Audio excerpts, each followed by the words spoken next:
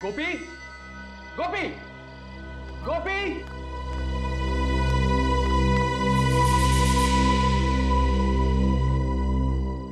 गोपी, गोपी, जी साहब, गोपी,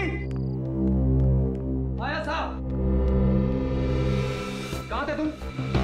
तुम्हें पता है ना कि रोज रात को खाना खाने के बाद मुझे चाय चाहिए होती। जी सब ला, जल्दी लेकर आओ।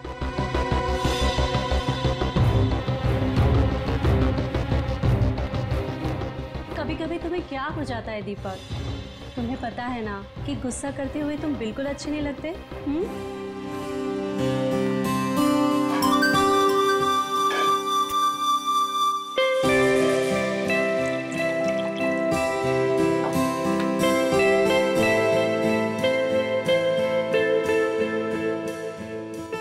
दीपक, कल सुबह इगतपुरी जाने का मेरा कोई मूड नहीं है।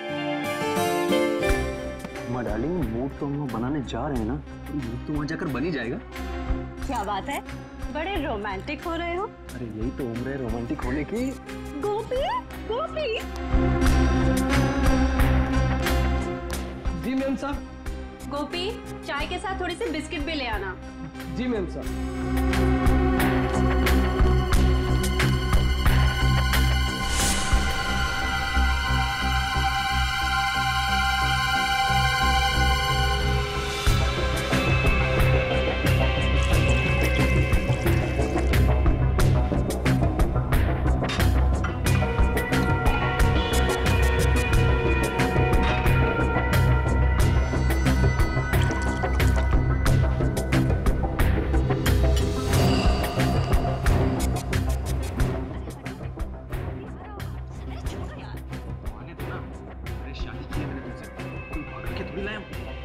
हटो हटो, छोड़ो।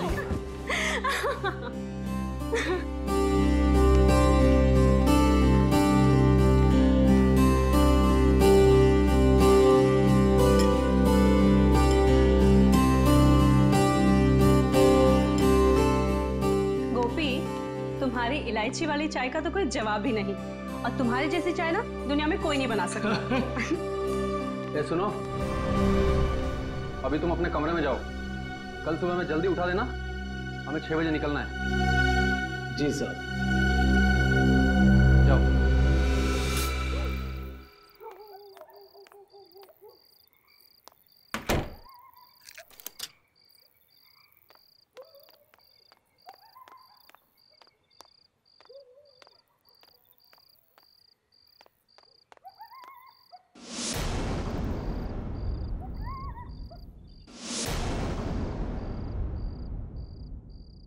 दीपक, हेमा, दीपक, दीपक, दीपक रेडी?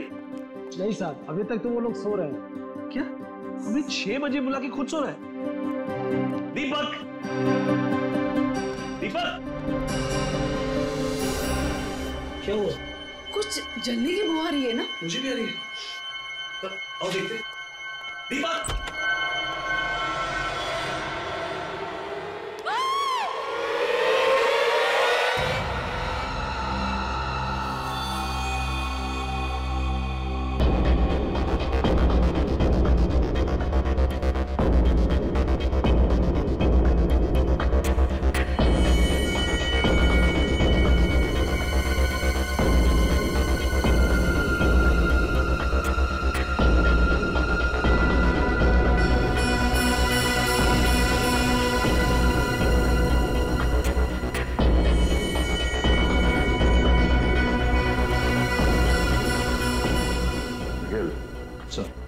जरा उस सर्वेंट गोपी को बुलाओ। सर।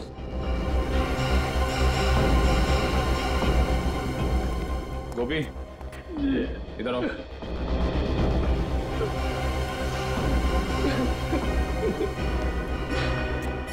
सुनो, जरा अंदर चलो। सर।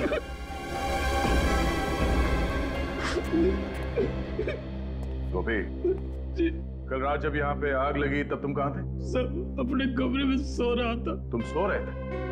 तुम्हारे साहब और मेम साहब यहाँ पे चीख रहे थे, चिल्ला रहे थे और तुम खर्राटे मार रहे थे। ऐसी कौन सी नींद है तुम्हारी जो इनके चीखने पे या आग के धुएं से नहीं खुली? अरे नहीं सर, हमारा कमरा नीचे है ना, वहां धुआं नहीं पहुंचा, इसलिए। मगर चीखे तो पहुंची होंगी ना? कान में रुई डाल के सो रहे थे क्या? अरे नहीं साहब, चीखे नहीं सुनाई थी, नहीं भाग के ना अपने साहब को बचाता ना, वो तो थोड़ी सी पी।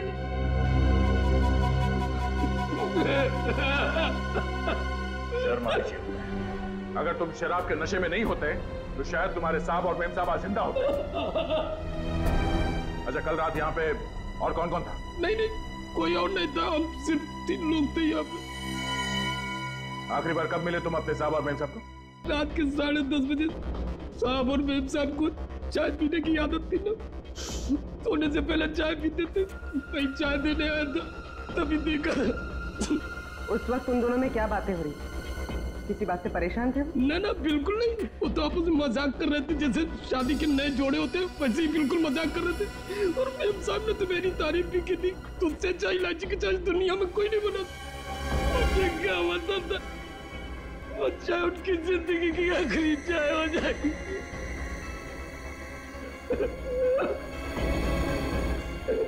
कमाल है, इस कमरे में आग लगी पर पलंग और गद्दे के अलावा यहाँ पे और कुछ नहीं जला। पर सर, जब दीपक और हेमा आग में जल रहे थे वो चुपचाप सोते रहे, वो चीखे क्यों नहीं, चिल्लाए क्यों नहीं, यहाँ से भागे क्यों नहीं? पर कहीं ऐसा तो नहीं कि पहले दोनों को मार के बेड पे सुला दिया और बाद में आग लगा दी? अब ये तो डॉक्टर सालों के ही बताएंगे, मार के सुलाया है या सुला के मारा है।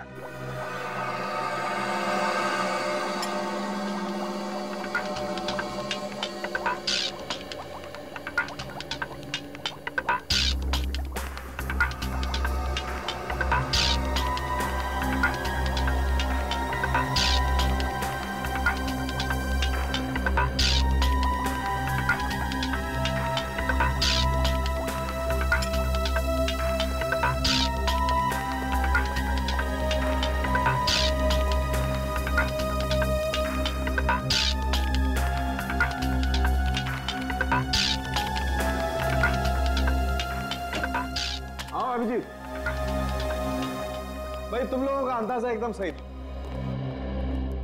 ये दीपक और हेमा वाकई इस हालत में नहीं थे कि अपने आप को आग से बचा सके। मतलब दोनों जख्मी थे? नहीं ब्रेडी, जख्मी तो कतई नहीं थे, क्योंकि ना तो इन दोनों के शरीर पर गोली का निशान था, ना किसी चाकू का निशान था, और ना ही किसी और तरीके की चोट का निशान था। तो फिर इन्होंने अपने आप को बचाने की कोशिश क्यों नहीं की? गैरी हैथर की वजह से।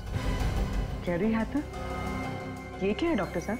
पूर्वी एक किस्म का केमिकल होता है जो अधिकतर एनेस्थीसिया या बेहोश करने की दवाइयों में मिलाया जाता है, और वही गैरी हैथर मुझे इन लोगों की चाय में मिला। ओह, तो जब आग लगी थी तो दोनों बेहोश थे? बिल्कुल, इसलिए बेचारे ना तो चिल्ला सके और ना ही भाग सके। हाँ, आओ बताता हूँ।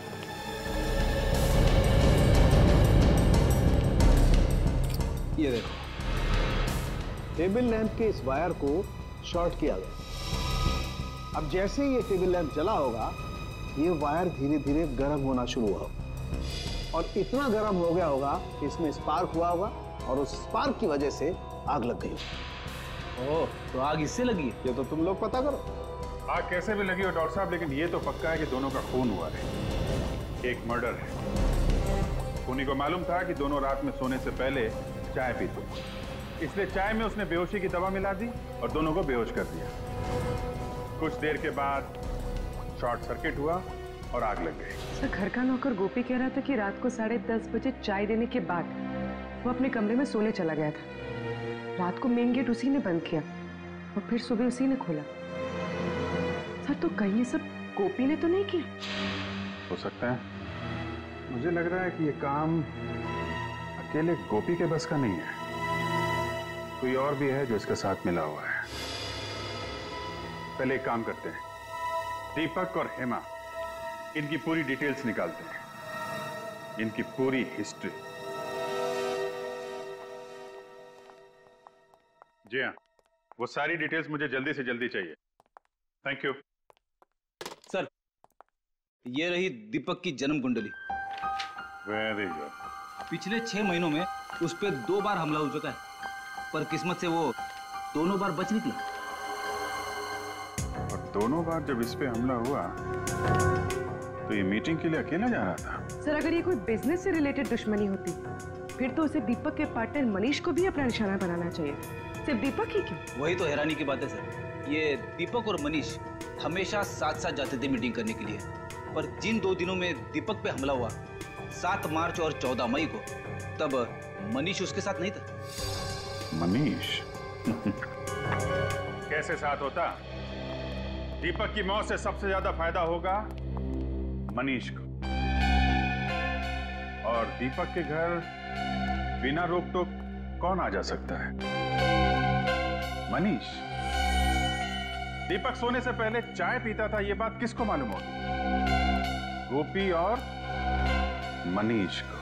सर दीपक मेरा बिजनेस पार्टनर ही नहीं बल्कि मेरा दोस्त था। दोस्त नहीं बल्कि मेरे भाई जैसा था। अगर दीपक तुम्हें इतना ही प्यारा था तो उसका खून क्यों करवाया तुमने? क्या कह रहे हैं आप? मैं दीपक को क्यों करवाऊंगा?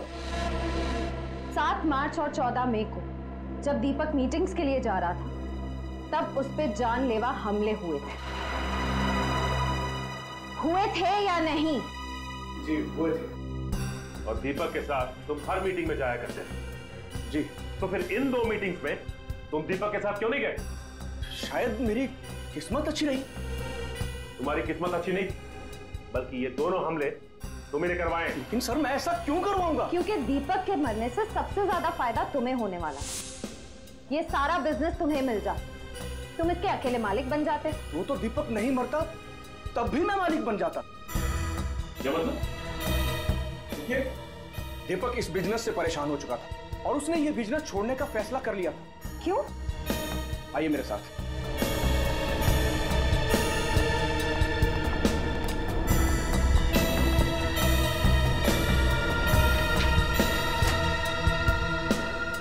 दीपक बिजनेस इनकी वजह से छोड़ रहा था।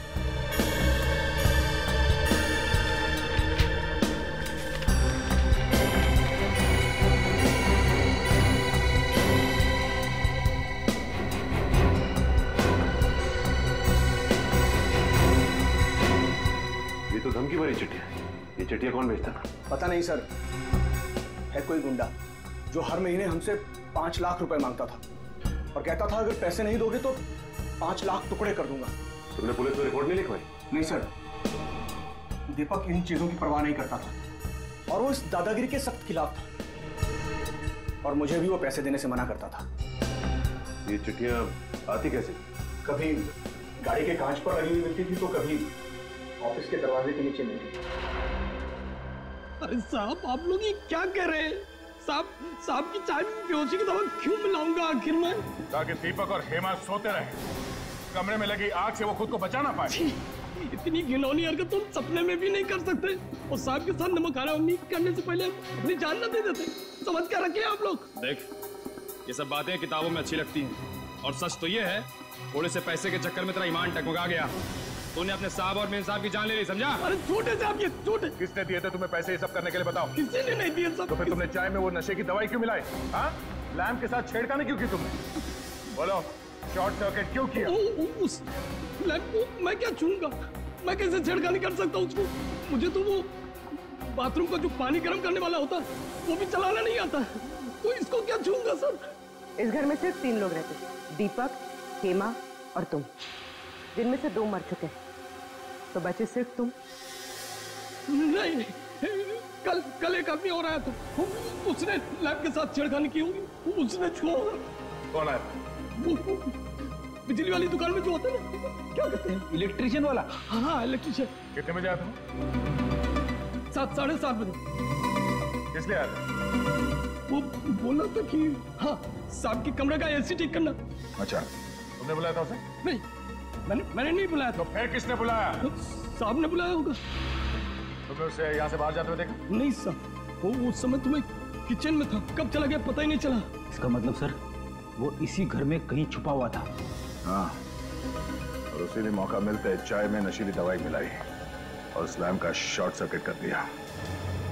मिल गया। 59 गीता मार्ग बलवंत नगर। हाँ सर, इस एड्रेस पर कल हमारा इलेक्ट्रिशियन गोपाल गया था सर। गोपाल को बुलाओ। मगर आज तो काम पर आया नहीं सर। तो फोन करके जल्दी बुलाओ उसे, जरूरी बात करनी है। सर मैं सुबह से कई बार ट्राई कर चुका हूँ, लेकिन उसका फोन स्विच ऑफ आ रहा है। लगता है उस बेचारे की तबीयत ठीक नहीं। बेचारा? कोई बेचारा नहीं है वो। दो फोन किया उसने। क्या? कौन? मैंने तो उसे 3 दिन पहले काम पर रखा था सर। इस चक्कर में मैं तो नहीं फंस जाऊंगा ना? उम्मीद करो कि गोपाल जल्दी मिल जाए, वरना फंस भी सकते हो। तुम्हारे पास उसकी कोई फोटो वोटो है? वाह, बिना फोटो या बिना आई कार्ड के तुमने किसी को भी ऐसे ही काम पे रख लिया? नहीं सर, मैंने तो आईडी कार्ड मांगा था। उसने कहा कि गांव में भूल गया हूँ, अगले हफ्ते उसका भाई आया तो लेके आएगा। उसका चेहरा तो याद है? हाँ सर, बहुत अच्छी तरह। उसका स्केच बनवाओ हमारे लिए। पता तो चलिए गोपाल कहाँ कहाँ शॉर्ट सर्किट करता फिर रहा है।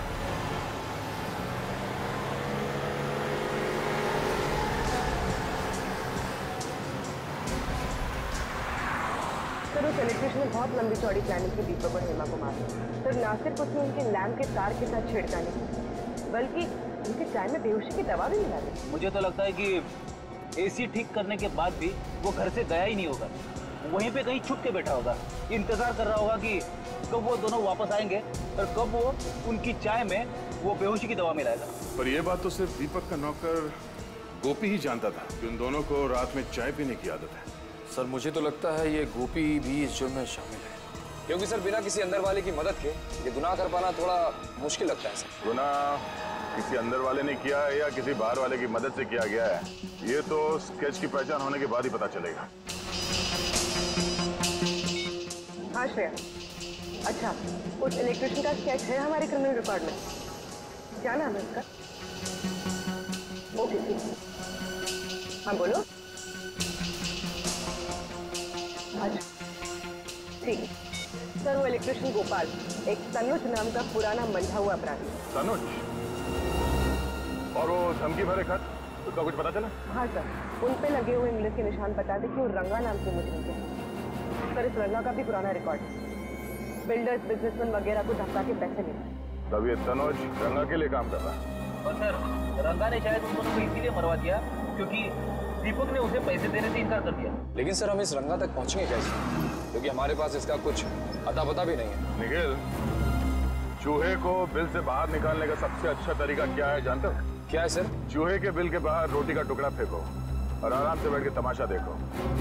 इस रंगा नाम के चूहे को बाहर निकालने के लिए रोटी खिलाएगा मनीष, दीपक का पार्टनर मनीष।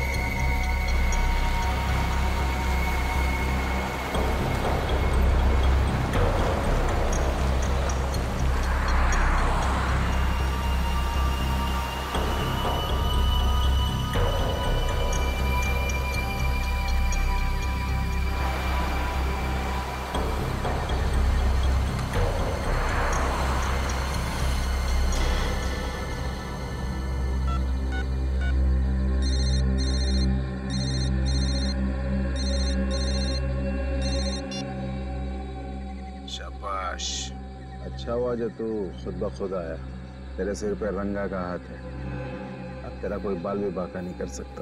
पूरे पैसे लाया ना?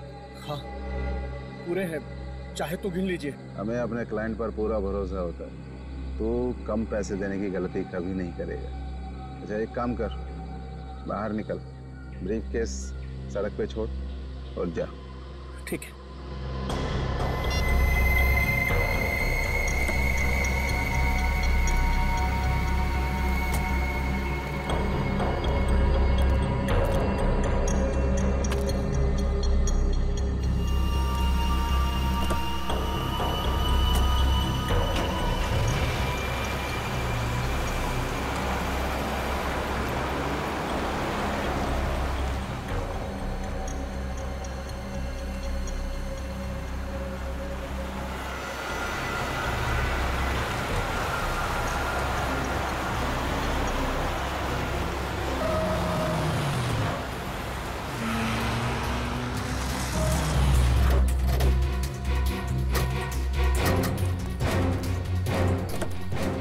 निकल।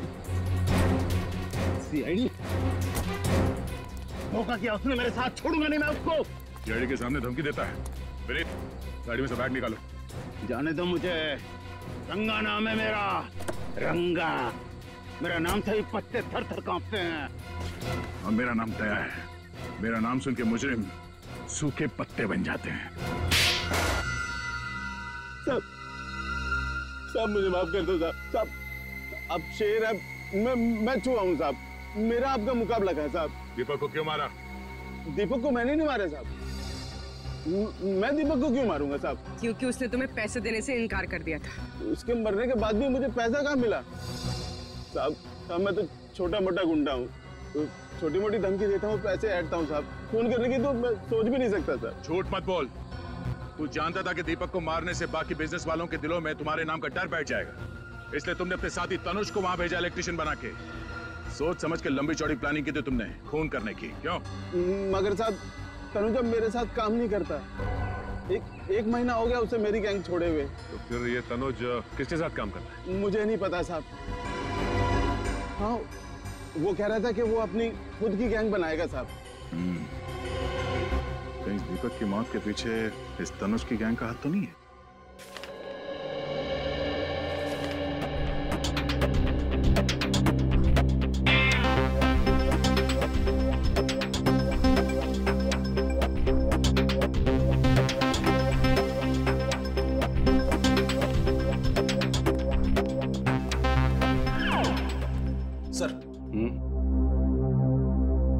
आपने कभी कबड्डी खेली है? कबड्डी?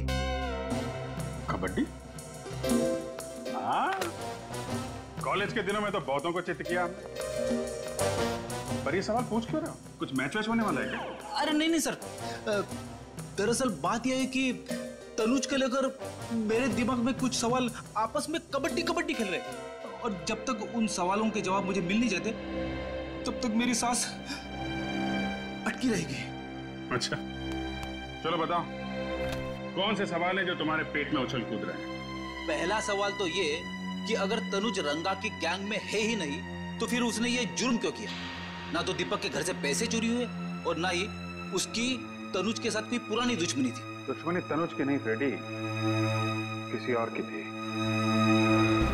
कोई तो है जिसे दीपक की मौत से बहुत बड़ा फायदा पहुंचने वाला है, उसने ये सब करवाया है। सर एक अजीब सी बात पता चली। हाँ? क्या बात? सर परसों हाईवे नंबर 47 पे एक एक्सीडेंट हुआ था किसी नरेश का। उसमें भी हस्बैंड और वाइफ दोनों जलकर मर गए थे। अच्छा, उनका इस केस से कुछ लेना देना है? हाँ सर, 4 बातें एक जैसी इन दोनों केसेस में। पहली, नरेश की भी दीपक की तरह नई नई शादी हुई थी। दूसरी, नरेश और उसकी वाइफ दोनों ने खुद को आग से बचाने की कोशिश नहीं की। और तीसरी बात सर, उन दोनों की बॉडी में से भी वही कैरी हैदर नाम का केमिकल पाया गया जो इंसान को बेहोश कर देता है। और चौथी बात? चौथी और सबसे अहम बात सर, नरेश भी दीपक की तरह अमीर सक्सेसफुल बिल्डर था। बिल्डर? हाँ। है कौन ये? सिर्फ बिल्डर लोगों को ही निशाना बना रहा है। इस नरेश और उसकी बीवी की बॉडीज कहाँ हैं? सर उन दोनों की बॉडीज पुलिस मॉर्ग रूम में है। एक काम करो, बॉडीज को फोरेंसिक लैब भिजवा दो। सर नरेश कुमार, इनके घर वालों से भी मिलना पड़ेगा। हमारी तो कुछ भी समझ में नहीं आ रहा है साहब कि खूनी कौन होगा। मेरे बेटे की तो किसी से दुश्मनी भी नहीं थी साहब, किसी से दुश्मनी नहीं। और आपकी बहू प्रीति की? वो बेचारी तो यहाँ ज्यादा किसी को जानती तक नहीं थी, कनाडा में ही पली बड़ी थी। तो क्या उसने शादी के बाद यही रहने का मन बना लिया था? नहीं, बल्कि नरेश ने अपना बिजनेस छोड़ के प्रीति के साथ कनाडा जाके सेटल होने का प्लान बनाया था। यानी नरेश भी अपना बिजनेस छोड़ना चाहता था, बिल्कुल दीपक की तरह। अच्छा, ये नरेश अपना बिजनेस क्यों छोड़ना चाह रहा था? कुछ मालूम है आप लोगों को? वो हमसे बिजनेस की बातें शेयर नहीं किया करता था। तो क्या पिछले कुछ दिनों में वो परेशान था या उसे किसी तरह की धमकियां मिल रही थी? धमकियों का तो पता नहीं, लेकिन कुलभूषण की वजह से वो बहुत परेशान था। कुलभूषण की वजह से? ये कुलभूषण कौन है? वो एजेंट जो मेरे बेटे को कनाडा जाने के लिए वीजा का इंतजाम कर रहा था साहब। लाखों रुपए ऐंठ लिए उसने, लेकिन वीजा नहीं दिला पाया। ये वीजा ना दिलवा पाने पे क्या उसने आपके पैसे लौटाए? बिल्कुल नहीं, बल्कि धमकियां और देकर गया कि अगर आप दोनों सलामती चाहते तो पैसों को भूल जाओ। तो आप लोगों को पुलिस की मदद लेनी चाहिए थी ना? लेना तो चाहता था, पर डरता था कि कहीं बहू फंस न जाए। लेकिन आपकी बहू कैसे फंस सकती? क्योंकि प्रीति ने नरेश को कुलभूषण से मिलवाया था। आपकी बहू प्रीति ने? हाँ। तो क्या प्रीति कुलभूषण को पहले से जानती थी? हाँ, प्रीति कुलभूषण को बहुत अच्छे से जानती थी, बहुत पहले से। और उसने कहा था कि उसकी फैमिली का वीजा कराने में भी कुलभूषण ने उसकी मदद की थी। हम आपके बेटे और बहू की फोटो देख सकते हैं? वो दूसरे वाले घर पर है साहब। मेरे बेटे नरेश की मौत के बाद मेरा वहां पर मन नहीं लगता था साहब, इसलिए हम लोग यहाँ पर आ गए। लेकिन फिर भी साहब, मैं आज शाम तक आपको फोटो भिजवा देता हूँ। थैंक्स। लगता है हमें भी कनाडा का वीजा लेना पड़ेगा इस कुलभूषण से।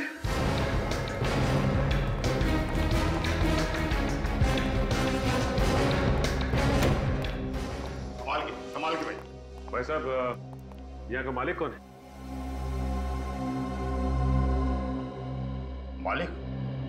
मालिक तो आपके सामने खड़ा है। तो आप हैं कुलभूषण?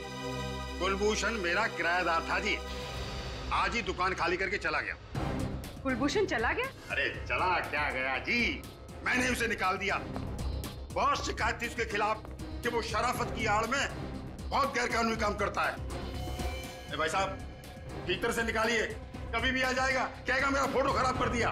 भाई साहब, ये बताइए कि आपके पास उसकी फोटो तो होगी ना? फोटो तो मेरे पास है, और मैं आपको क्यों दिखाऊं? क्यों?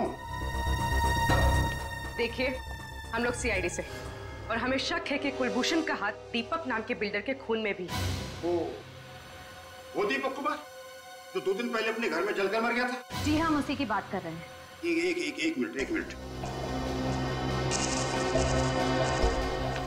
ये वो एग्रीमेंट है जिससे दुकान को मैंने किराए पर दिया था। मैं उससे सिग्नेचर करवाने लाया था। उसका फोटो इसमें है, देखिए।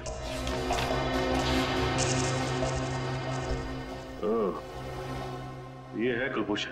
सर, लगता है ये दीपक भी इस कुलभूषण के चंगुल में फंस गया था, विदेश जाने के लालच में। अब दीपक के परिवार वाले ही बताएंगे इस कुलभूषण का इतिहास। आप ठीक कह रहे सर, कुलभूषण ही वो एजेंट था जो दीपक को वीजा देने वाला था। मतलब वीजा दिया नहीं? नहीं दिया, पैसे भी पूरे ले लिए। जब भी हम लोग फोन करते यही कहता, आज दूंगा, कल दूंगा, यही कह के हमें बेवकूफ बनाता रहा। दीपक ने तो बोल भी दिया था कि 1 हफ्ते में वीजा बना के दे देना, नहीं तो पैसे लौटा देना, नहीं तो हम पुलिस में कंप्लेन कर देंगे। फिर क्यों? हमने अपना बेटा खो दिया। अच्छा, अब दीपक को धमकी वाली चिट्ठियां आती थी, इसके बारे में कुछ मालूम है आप लोगों को? नहीं, दीपक ने इसके बारे में कुछ नहीं बताया। अच्छा, इस कुलभूषण को कैसे जानते थे आप लोग? हम नहीं जानते थे, हमारी बहू हेमा अच्छी तरह से जानती थी, उसी ने हमें मिलवाया था। पर हेमा तो बाहर पली बड़ी है, तो वो कुलभूषण को कैसे जानती थी? मुझे नहीं मालूम। नरेश को कुलभूषण से मिलवाया उसकी बीवी प्रीति ने, और दीपक को मिलवाया हेमा ने। और सर, हेमा और प्रीति दोनों ही कुलभूषण को अच्छी तरह से जानती थी, विदेश में पली बड़ी होने के बावजूद। लगता है प्रीति और हेमा दोनों का आपस में कोई ना कोई कनेक्शन है।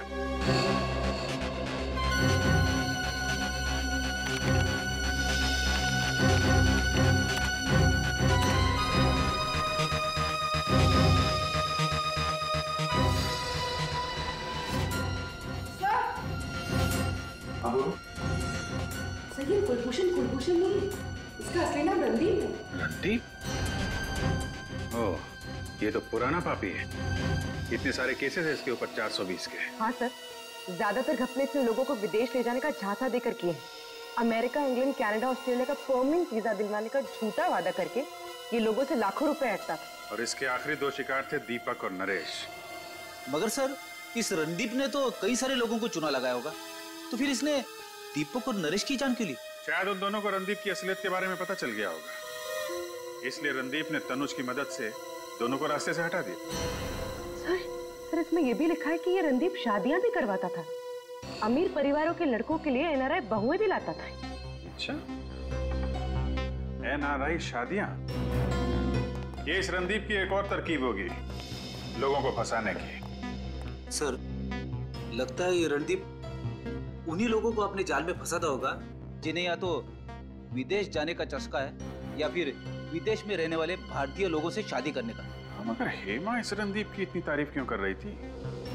दीपक के माता पिता ने बताया था ना कि कुलभूषण हेमा को काफी सालों से जानता था। पर सर दीपक के माता पिता तो ये भी कह रहे थे कि हेमा ऑस्ट्रेलिया में पली बड़ी, फिर इसका इंडिया में रहने वाले 420 रणदीप से पाला कैसे पड़ गया? और नरेश के माता पिता भी कह रहे थे कि उनकी बहू प्रीति काफी सालों से कुलभूषण को जानती थी। सर, इस रणदीप ने पहले हेमा और प्रीति को अपने जाल में फंसाया और फिर उनके जरिए दीपक और नरेश को अपना शिकार बनाया।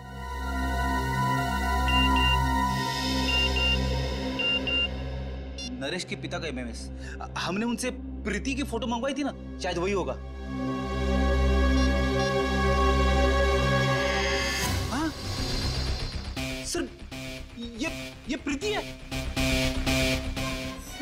सर ये तो हेमा है। ये? इसका मतलब हेमा और प्रीति दोनों एक ही हैं। ये क्या चक्कर है?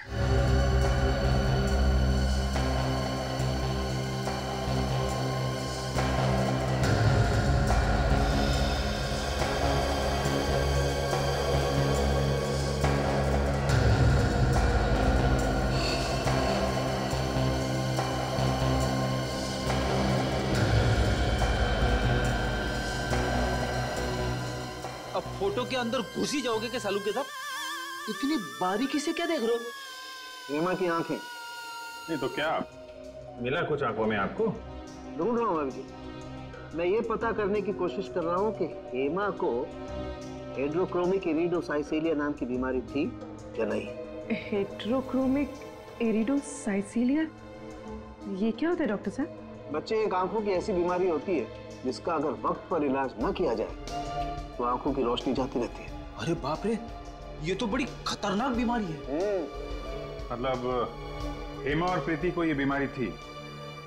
अभिजीत, इन दोनों लाशों के ब्लड में तो मुझे इस बीमारी के लक्षण दिखाई दिए, लेकिन इस हेमा की आंखों में मुझे इस बीमारी का जरा भी कोई लक्षण दिखाई नहीं दिया। इसका मतलब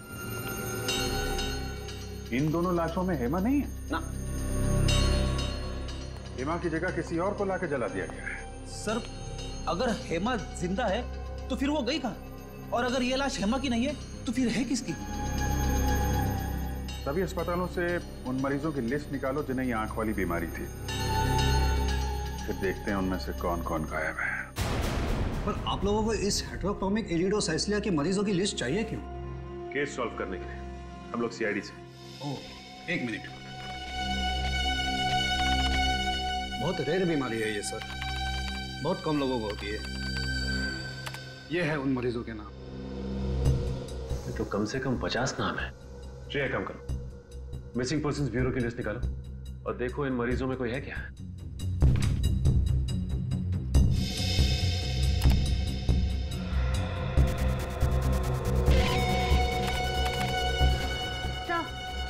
आभा का नाम है इसमें। सर, गौरी का भी है। एक की उम्र 24 साल और दूसरे की 26। ये देखो, दोनों की हाइट 5 फुट 3 इंच, बिल्कुल हेमा के जितनी। और इन्हें दूर से देखकर कोई कह नहीं सकता ये हेमा नहीं है। सर, मतलब हेमा की जगह इन दोनों की लाश रखी गई। लाश? जी हाँ, लाश। हमें शक है कि आभा और गौरी इन दोनों का खून हो गया है। ये तो बहुत बुरा हुआ सर। भगवान इन दो मासूम बच्चियों के साथ ऐसा कैसे कर सकता है? ये दोनों तो अपना इलाज कराने के लिए विदेश भी जाने वाली थी। विदेश जाने वाले थे? अब बात समझ में आई। इसका मतलब ये दोनों लड़कियां कुलभूषण से मिलने गई थी वीजा के लिए, और जैसे ही कुलभूषण ने इन दोनों लड़कियों को देखा कि ये दोनों हेमा जैसी दिखती है, उनका काम तमाम कर दिया उसने। श्रेय, काम करो, जरा देखो इस लिस्ट में किसी का प्रोफाइल मैच करता है। सर,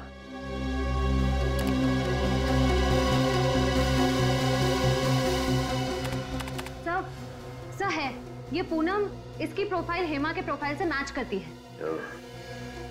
तो इसका मतलब पूनम की जान भी खतरे में है। सर ये रहा बंगला नंबर 23। सर पूनम यही रहती है।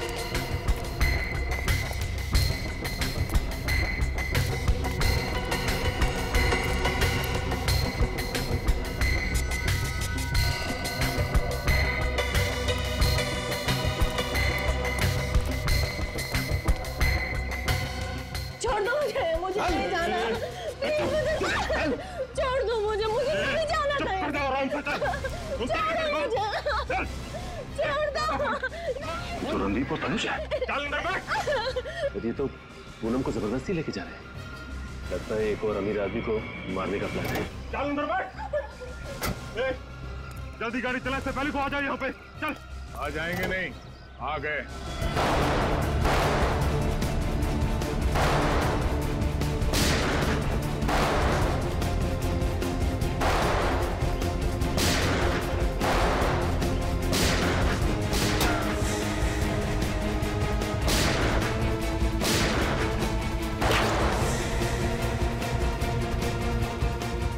विनीत, कवर करो मुझे। Yes sir.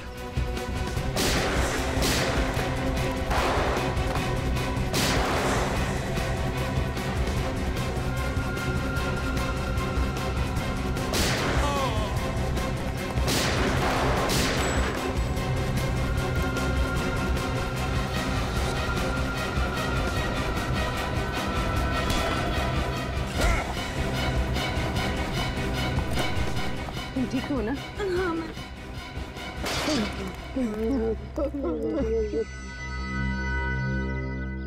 मेरी भतीजी, वो चुन चुन कर अमीर लोगों को फंसाकर शादी करते और मैं उन्हें वीजा का लालच देकर लाखों रुपए ऐंठ लेता था। जब तुम लोगों को महसूस हुआ कि ये मुर्गी और सोने के अंडे नहीं देगी, तो तुम लोगों ने दो दो खून कर दिए, एक लड़के का और उन मासूम बेचारी लड़कियों का जिन्हें आंखों की बीमारी है। हाँ? ये सब रणदीप का प्लान था। मैं तो तुम सुपारी लेकर खून करता हूँ। तुम्हारा अगला शिकार कौन है? हाँ? और किसका करने वाला है? गौरव कौन? मशहूर बिजनेसमैन गौरव विक्रांत। वो इस वक्त हेमा से शादी कर रहा है। कहाँ है ये शादी?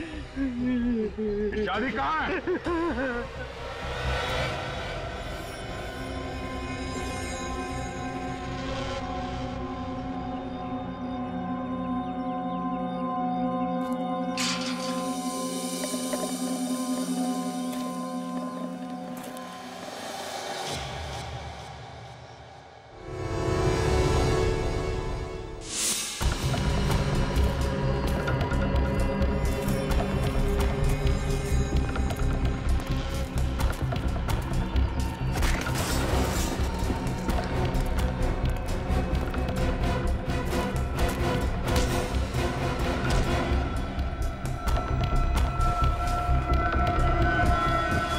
जिस पल का मुझे बहुत दिनों से इंतजार था, आज वो पल आ गया है तनिषा।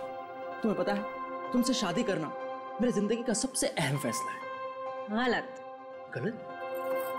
सबसे सही फैसला तो ब्राजील जाने का है ना गौरव? गौरव ब्राजील जाए या ना जाए, तुम जरूर जाओगी जेल।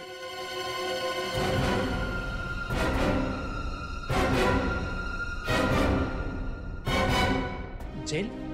आप लोग मेरी बीवी को जेल में डालेंगे? सिर्फ जेल में ही नहीं डालेंगे, बल्कि आपकी बीवी को बड़े सम्मान के साथ फांसी के फंदे पर चढ़ाएंगे। तनिषा, ये सब लोग क्या कह रहे हैं? तनिषा नहीं, हेमा और प्रीति। क्यों, और भी बहुत सारे नाम है ना तुम्हारे। जाने दो मुझे, वरना अगले 5 सेकंड में इस कबूतर का भेजा फर्श पे पड़ा होगा। तनिषा, ये क्या कर रही हो तुम मुझ पर गन डाल रही हो। अपने पति को जान से मारोगी तुम। सॉरी गौरव, वैसे भी तुम्हारी जीवन रेखा कम थी, लेकिन अब सीआईडी के आने से और कम हो गई है। 1 2 3 4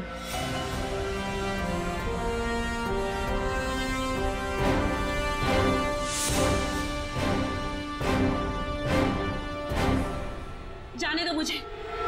जाने दूं?